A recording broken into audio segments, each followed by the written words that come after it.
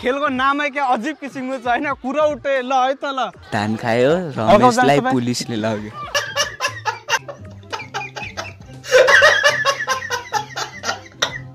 रमेशको भाइले धान खायो के बोले भाइ एकछिन चुप लाग्नुस् ल उहाँले चाहिँ के सुन्नुभयो त हेलो नमस्कार अस्सलाम वालेकुम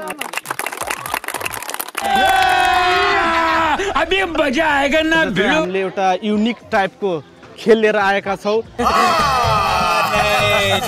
जो हाम्रो समाजमा बितिरहेको हुन्छ एकले अर्कालाई भन्ने एक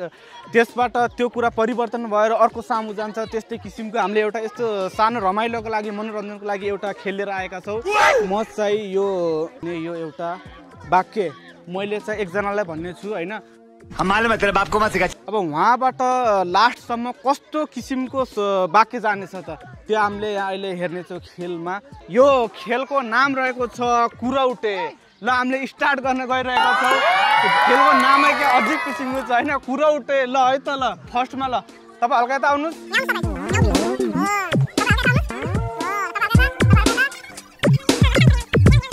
खेलको नियम रहेको छ कुरा उठे खेल है त नाइस म एउटा यस्तो वाक्य भन्छु एकजनालाई उहाँलाई भन्छु उहाँबाट त्यो वाक्य उहाँलाई भन्दा लास्टसम्म कस्तो वाक्य भन्न पुग्छ है त कुरा उठे ल तपाईलाई म एउटा यस्तो वाक्य भन्छु जुन वाक्य तपाईले जस्तो सुन्नुहुन्छ त्यस्तै उहाँलाई भन्नुपर्छ है त तपाईले रमेशको गाईले श्यामको बारीमा धान खायो पुलिसले रमेशलाई लग्यो ल जस्तो सुन्नुभयो त्यस्तै भन्नुस् है त रमेशको भाइले धान खायो के बोले भाइ अब के बोले सुन्नुभयो ल तपाईं हल्का उता जानुस् ल तपाईले भन्नुस् रमेशको भाइले धान खायो अरु आउला कांग्रेचुलेसन ल अलि माइक रमेशको भाइले धान खायो अरु आउला राम के बोलेर मरेको यो ल रमेशको भाइले धान खायो अरु आउला ल रमेशको भाइले धान खायो ल रमेशको भाइले धान खायो एकछिन चुप लाग्नुस् ल उहाँले चाहिँ के सुन्नुभयो त ल है त उहाँलाई सोधौँ फर्स्ट र लास्टकोलाई सोधौँ है त के भन्नुभयो तपाईले के सुन्नुभयो भन्नुस् त रमेशको रमेशले धान खायो रमेशको के भाइले धान खायो सुन्नुभयो है कस्तो राम्रो के भन्नु र खासमा मैले भनेको के चाहिँ थियो उहाँलाई सोधौँ है त ल रमेशको भाइले भात खायो सुन्नुभएछ तपाईले रमेशको भाइले धान खायो ठीक भन्नुभएछ सर गजब कुरा गर्नुभयो रमेशको भाइले धान खायो भनेर सुन्नुभएको छ हजुरले रमेशको भाइले धान खायो लाज लागेन मैले पनि रमेशको भाइले धान खायो ल तपाईले के सुन्नुभयो रमेशको भाइले धान खायो के हो रमेशको भाइले धान खायो ल उहाँले रमेशको भाइले धान खायो तर वास्तवमा के हो त ल है त हामी फेरि एकचोटि ट्राई गर्न गइरहेका छौँ उताबाट भएको थियो भने अब यो साइडबाट हुन्छ है त रमेशको गाईले श्यामको बारीमा धान खायो पुलिसले रमेशलाई लग्यो रमेशको गाईले श्यामको बारीमा धान खायो रमेशलाई पुलिसले लग्यो तपाईँ हल्का जान्छ ल रमेशको बारीमा धान पुलिसले लग्यो ल है ल आउनुहोस् छिटो रमेशको बारीमा धान पुलिसले लग्यो त्यही सुन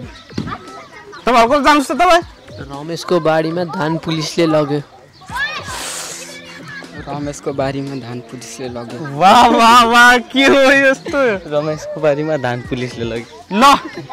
उहाँले के सुन्नुभयो त सुनौँ है त ल के सुन्नुभयो तपाईले रमेशको बारीमा धान पुलिसले लग्यो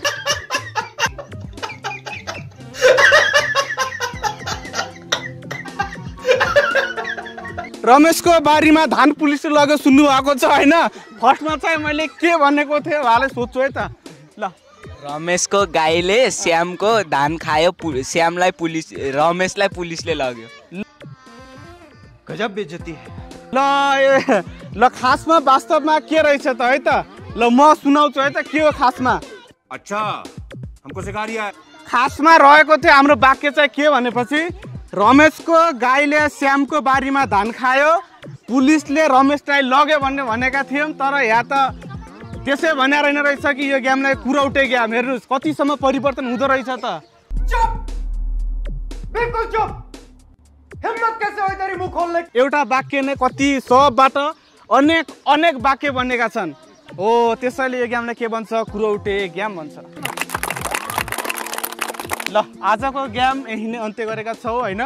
तपाईलाई यस्तै विभिन्न किसिमका रमाइलो गेमहरू राम्रो लाग्छ मनोरञ्जनका गेमहरू तपाईलाई मन पर्छ भने हाम्रो काँक्री बिहार टिभीलाई सब्स्क्राइब गरेर हामीलाई साथ दिनुहोला हस्त धन्यवाद